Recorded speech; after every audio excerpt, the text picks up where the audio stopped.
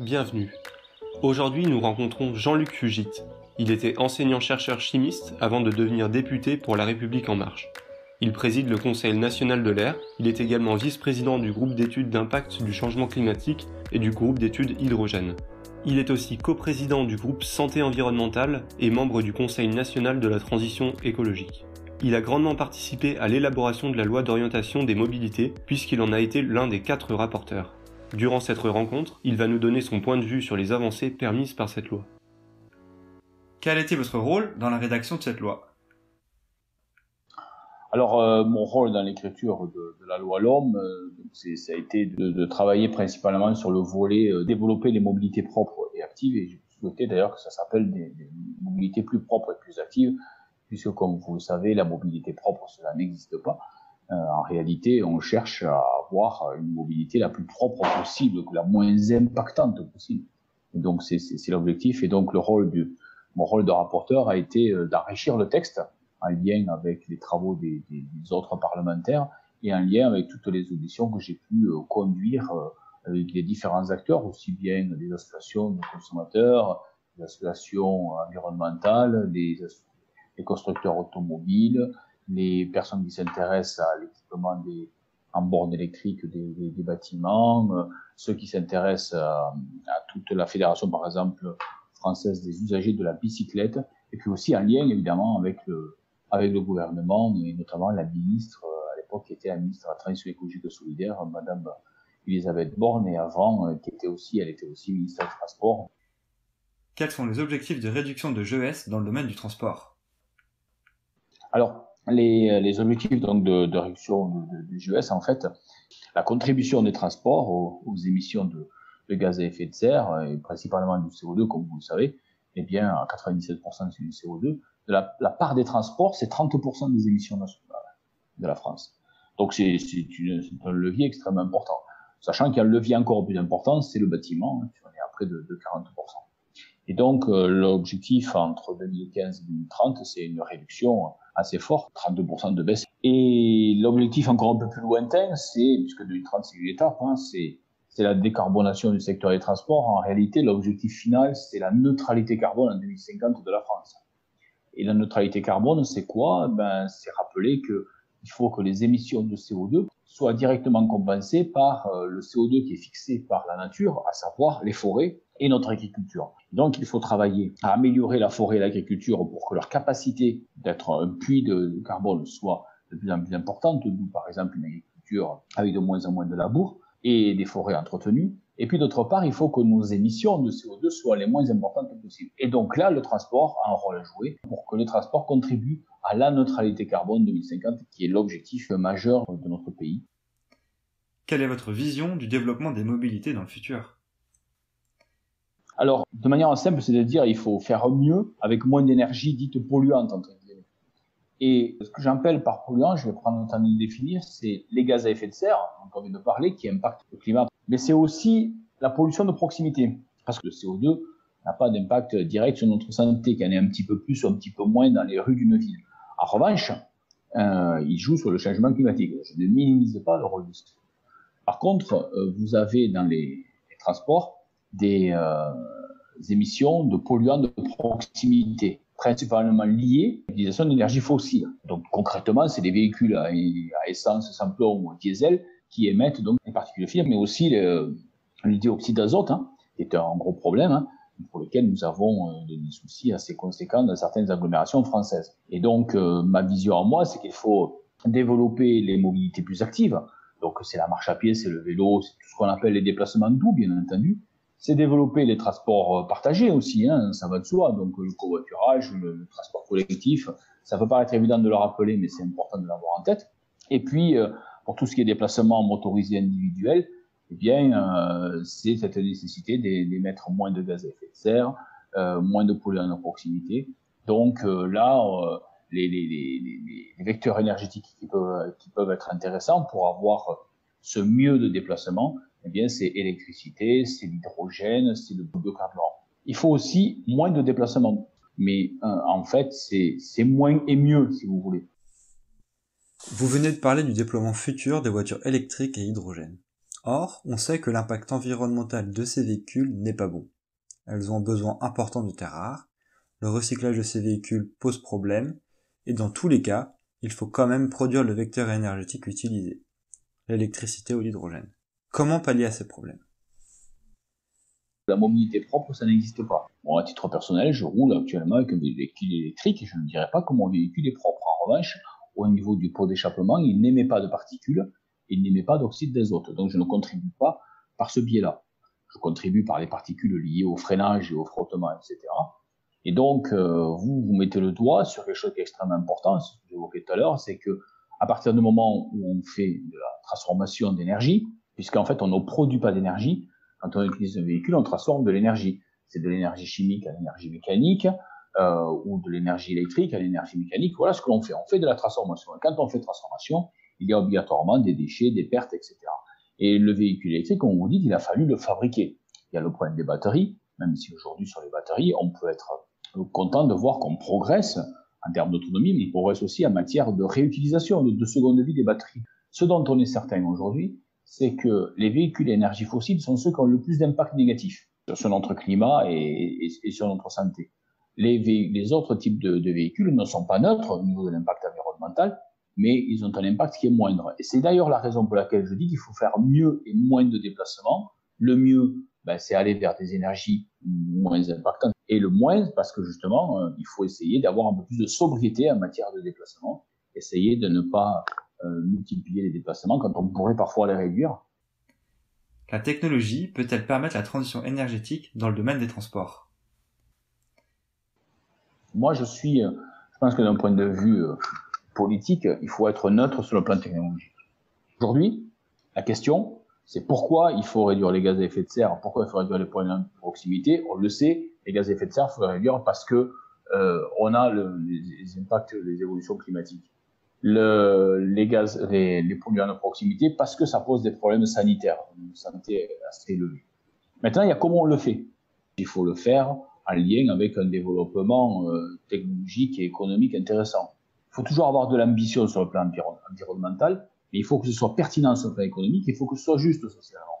Et donc, en termes de technologie, c'est vrai que moi j'ai confiance aux évolutions technologiques. Je pense qu'aujourd'hui nous avons à la fois des instituts, nous avons des enseignants-chercheurs, des chercheurs très très forts en France. Et donc, il nous faut travailler à l'élaboration de nouveaux vecteurs énergétiques pour la mobilité. Et ça passe par des choix technologiques clairs et qui sont en train de se décider autour des questions d'électrique, d'hydrogène, de biogaz, etc. Et ce que j'ai souhaité inscrire dans la loi, c'est que tous les 5 ans, nous ayons un débat national, à la fois au Sénat et à l'Assemblée nationale, autour des choix technologiques et scientifiques en matière de mobilité. Je m'explique. Nous avons un office parlementaire d'évaluation des choix scientifiques et technologiques qui réunit les sénateurs et les députés. Et donc, on leur demande, c'est inscrit dans la loi, que tous les 5 ans, ils réalisent un rapport d'évaluation de ce qui se passe sur les évolutions technologiques pour la mobilité et que le débat soit ouvert au Sénat et à l'Assemblée nationale. Et suite à ce débat et à cette mise au point, eh bien, on peut espérer que ça va influer sur les choix financiers, sur les choix de projets de loi de finances ou autres, pour justement se dire, tiens, on s'aperçoit que telle source énergétique, tel vecteur énergétique est intéressant, il faut accentuer encore plus l'aide là-dessus, ou alors il faut abandonner celui-ci, ou il faut renforcer celui-là. Bref, avoir une vision très pragmatique, mais en même temps politique, des trajectoires que l'on veut faire épouser à l'évolution de nos mobilités. Et donc, ça passera par la technologie, et pas que par là. Le choix politique, en revanche, doit se nourrir de l'innovation et de ce que la technologie propose. Et c'est d'ailleurs des choses qu'on a commencé à évoquer avec la loi d'orientation de mobilité, notamment quand on a commencé à évoquer l'analyse d'un cycle de vie des différentes énergies, ou le déploiement d'un certain nombre de technologies qui sont accompagnées par la loi des mobilités. Je pense notamment des bornes électriques, aux évolutions qu'on a mis sur le gaz, et puis aussi au verdissement des flottes de véhicules d'entreprise qu'on a imposées de manière progressive d'ici 2030 et qui vont permettre aux constructeurs d'évoluer parce que on voit bien qu'on leur a mis des contraintes sur le fait qu'il faut de moins en moins de véhicules à énergie fossile, diesel et essence, et de plus en plus d'autres types de véhicules. L'idée étant qu'avant 2040, on arrive à la fin de la vente des véhicules à énergie fossile en France, donc, alors qu'aujourd'hui, c'est plus de 90% des véhicules neufs. La consommation des voitures n'a pas diminué depuis près d'un siècle, malgré les avancées technologiques, à cause notamment de l'augmentation du poids et de la puissance des voitures. Existe-t-il d'autres leviers que le progrès technologique pour réussir une transition efficace? Alors, pour moi, la technologie, il n'y a pas que la technologie, mais c'est extrêmement important. Après, il y a les habitudes de consommation. Après, on peut même d'ailleurs se poser des questions sur le véhicule individuel. Moi, je pense qu'en fait, si vous voulez, il faut jouer sur plusieurs leviers. Pour moi, il n'y a pas de recette miracle face à la transition énergétique, transition écologique dans son ensemble. C'est vraiment, d'ailleurs, pas une question d'écologie ou d'économie, c'est les deux. Il faut vraiment réconcilier et allier les deux pour que on puisse progresser. Ce qui est certain, c'est qu'on peut s'interroger sur les véhicules. Un véhicule aujourd'hui, c'est souvent un véhicule de 4 ou 5 places qui est très souvent occupé par une seule personne et qui très souvent est un véhicule qui est en stationnement. C'est-à-dire que finalement, il appartient à quelqu'un qui s'en sert pas tant que ça quand on regarde objectivement les choses et finalement fait que on a un déplacement en véhicule qui est assez peu fréquent. Paradoxalement, il y en a beaucoup de véhicules. Donc, on peut aussi se dire qu'on pourrait à la limite consommer différemment le véhicule. Donc ça, c'est un levier plus politique que technologique. Et donc là-dessus, on peut jouer probablement en se disant que on doit pouvoir optimiser l'utilisation des véhicules. Donc ça, c'est l'idée du véhicule partagé, c'est l'idée du transport collectif. Et tous ces leviers vont, à mon avis, sont des leviers sur lesquels il faut jouer. Et là, le numérique, les technologies, vous voyez, tout ce qui est numérisation, digitalisation peut nous apporter du confort de vie en matière de gestion des véhicules. Et donc, c'est la raison pour laquelle je crois que les évolutions techno peuvent nous aider, même s'il faut être capable de faire des choix d'orientation qui sont très clairs en matière d'envie de réduire la place du véhicule individuel. Ça ne veut pas dire se priver, ça veut dire faire mieux. Et donc, encore une fois, il y a si vous êtes isolé au milieu rural, ça sera très difficile de se passer du véhicule individuel. Mais par contre, en milieu rural, peut-être que le covoiturage va faire la fonction un petit peu de transport collectif. Et donc, il faut mieux organiser ce covoiturage. Alors qu'en milieu urbain, peut-être que c'est vraiment le transport collectif et l'autopartage qui sera une solution. Donc, plusieurs leviers, pas de réponse unanime, pas d'uniformité des solutions. En revanche, une volonté affichée dans tous les territoires de trouver des solutions pour faire moins de déplacements et surtout mieux. Une partie de la pollution liée au transport est due à la fabrication et au recyclage des véhicules. Pensez-vous mettre en place un bonus sur le rétrofit des véhicules à la place d'une prime à la casse? Alors, cette question du rétrofit, on l'a étudiée, on l'a travaillé. C'est très intéressant, je dirais même que c'est assez passionnant comme secteur. Nous avons travaillé, quand j'étais rapporteur, avec l'association des acteurs de l'industrie du rétrofit électrique, l'association R, parce que pour avoir le droit de rouler, les véhicules, le moteur a été échangé, ils doivent d'abord obtenir l'accord du constructeur, pour ensuite refaire homologuer le véhicule, etc. Et donc, pour lever donc ces barrières qui avaient été évoquées lors des assises de la mobilité, lors de la loi d'orientation, on a eu un engagement à l'époque du gouvernement qui s'est traduit depuis par un arrêté du mois d'avril 2020, vous voyez, c'est assez récent, et donc qui autorise vraiment ce rétrofit et qui l'encadre aussi, et donc ça c'est très intéressant, donc il y a des avancées. Donc oui, moi je trouve que c'est intéressant, et ce qui est encore plus intéressant, c'est que depuis le 1er juin 2020, vous savez, les primes à la conversion ont été revues, eh bien le rétrofit maintenant peut bénéficier des primes à la conversion. Peut-être faut-il encore aller plus loin, notamment peut-être en termes d'incitation fiscale à l'avenir, c'est des sujets que l'on aborde régulièrement, qui ne sont pas encore complètement matures, mais sur lesquels il faudra travailler pour poursuivre cet autre levier finalement qui consiste à ne pas remplacer son véhicule, mais à remplacer le moteur. Les véhicules que nous utilisons sont bien souvent inutilement lourds et puissants. Pensez-vous qu'il faille revoir la conception de ces véhicules? Alors moi, personnellement, je le trouve intéressant, très clair avec vous. Ce à quoi il faut faire attention, c'est pas tomber dans un excès là non plus. Pourquoi? Parce que les véhicules qui ont 5 places, par exemple, sont nécessaires pour les gens qui ont une famille assez nombreuse. Il ne faut pas que socialement, on pénalise des familles qui sont nombreuses. Donc, en fait, ce type de mesure, il faut malgré tout en faire une véritable étude d'impact. Après, sur la puissance, c'est autre chose. Je trouve que la question peut se poser.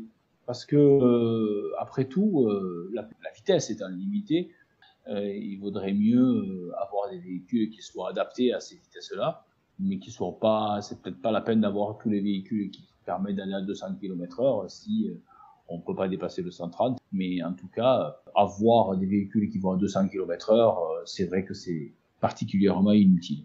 Donc, moi, je trouve que ces pistes-là ne sont pas à écarter, elles sont à travailler. J'attire simplement l'attention sur la question du volume par rapport aux familles. Pourquoi le malus sur les véhicules lourds a-t-il été relevé de 1400 kg à 1800 kg? Si vous mettez toutes les mesures d'un coup, vous pouvez bloquer un système, vous pouvez surtout donner l'impression de ne pas avoir une politique réfléchie pour l'ensemble des usages. Et donc, je crois que les études d'impact doivent être regardées clairement. Et aujourd'hui, en effet, il faut peut-être y aller pas à pas. Certains voudront aller peut-être un peu plus vite, mais parfois, parmi celles et ceux qui veulent aller plus vite, ils ne sont pas concernés à titre personnel. Alors, il faut penser à tout le monde. Et quand vous faites des choix politiques, vous le faites pour l'ensemble de votre société, non pas que pour certaines catégories. Sur le véhicule, il y aura des évolutions encore. Il y en a sur les primes à la conversion, il y en a sur la taxe sur les véhicules de société, il y en a sur donc les évolutions de bonus-malus au poids, etc. Donc tout ceci se fait au fur et à mesure, mais doit se faire aussi avec les constructeurs, avec les consommateurs. En fait, on fait une politique pour tous, parce qu'encore une fois, vous n'allez pas raisonner de la même manière selon que vous êtes dans le 7e arrondissement de Paris, ici dans le sud du Rhône, donc à proximité d'une grande agglomération comme l'agglomération lyonnaise, où on a beaucoup de transports en commun, etc., ou alors au fin fond de la très belle campagne de mon environnement natal. Et donc, il faut faire attention à la pensée unique en la matière. C'est pas nécessairement une bonne chose. Allons-y pas à pas. Ce qui compte, c'est pas perdre l'objectif, la réduction des émissions de gaz à effet de serre globale des transports et des émissions de polluants de proximité. Mais faisons-le avec une trajectoire qui soit à la fois pragmatique et qui entraîne, si vous voulez, la société plutôt qu'il la divise, qu'il la braque, voire qu'il amène à se retrouver à manifester parce qu'on a été trop loin sur un certain nombre de taxes. Pendant la crise sanitaire, les Français ont réduit leurs déplacements, ce qui a eu des effets positifs en réduisant les émissions de polluants des transports. Pensez-vous qu'une réduction des déplacements à long terme est envisageable? Alors, sur le CO2, il y a eu les gaz à effet de serre émis par le transport. Il y a eu en effet donc une diminution, mais elle n'a pas été très très très importante parce que il n'y a pas que la partie transport, donc il y a aussi d'autres types d'activités industrielles, etc.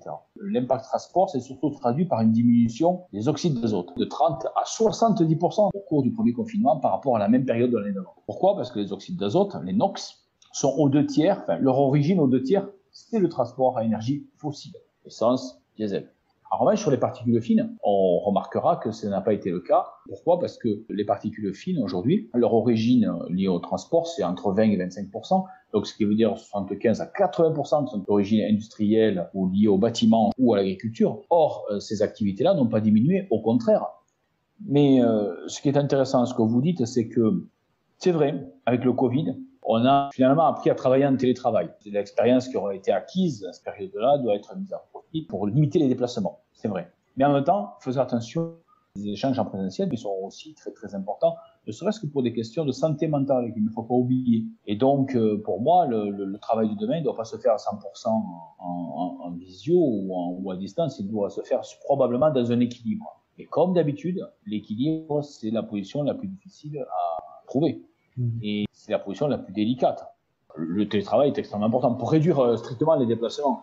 Ensuite, il y a peut-être des considérations d'aménagement du territoire, à savoir que peut-être il ne faut pas concentrer tout un certain nombre d'entreprises au même endroit, il faut peut-être aussi réaménager.